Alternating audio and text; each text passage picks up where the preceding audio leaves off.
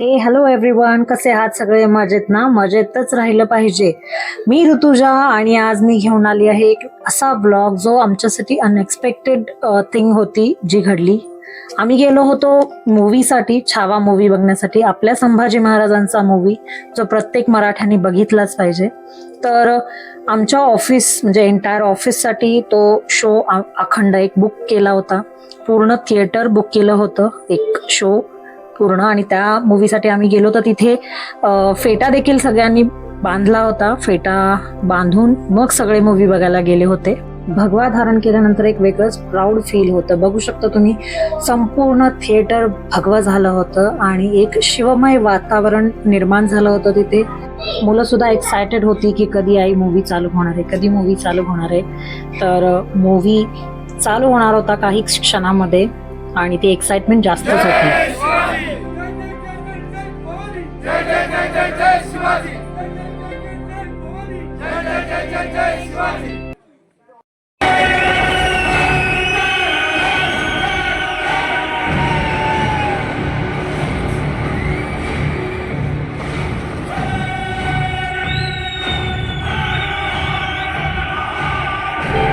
Movie संपला आणि मन भरून आलं, डोळे भरून आले आणि त्याच पाणावलेल्या डोळ्यांनी आम्ही जेव्हा थिएटरच्या बाहेर आलो तर आमची नजर पडली की एका रस्त्यावर महाराजांच्या खूप साऱ्या मूर्ती होत्या आणि ते तिथे विकायला आले होते.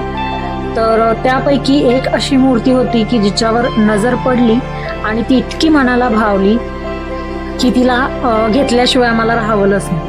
तर मग मी संभाजींना बोलले की मला ही मूर्ती हवी आहे आणि आपण यांना घरी घेऊन जायचंच आज. तर संभाजी देखील बोलले की तुला आवडली ना तर तू घे. आम्ही ती मूर्ती घेतली.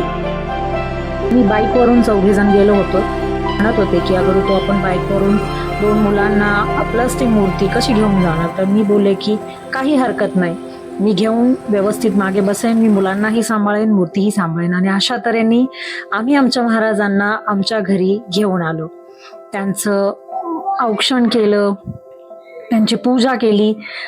माझी आई देखील घरी होती. तर मी तिला पटकन फोन करून सांगितलं की आई, मी महाराजांना घरी घेऊन येते आणि तू आरतीचं ताट तयार ठेव आणि त्यांच्या स्वागताची तयारी कर, आम्ही पोचतोच आहे.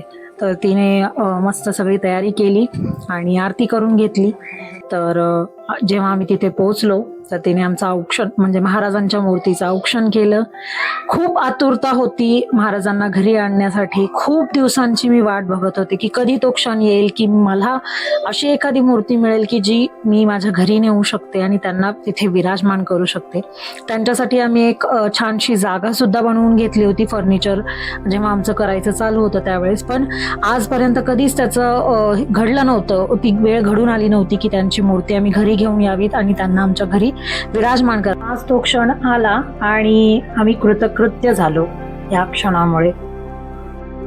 या पद्धतीने हा अविस्मरणीय क्षण होता आमच्यासाठी, एक मोमेंट होता, तो मी तुमच्याशी शेअर केलाय. आय होप की हा व्हिडिओ तुम्हाला सगळ्यांना नक्की आवडला असेल आणि तुम्ही या व्हिडिओसाठी लाईक, शेअर, कमेंट करायला विसरू नका.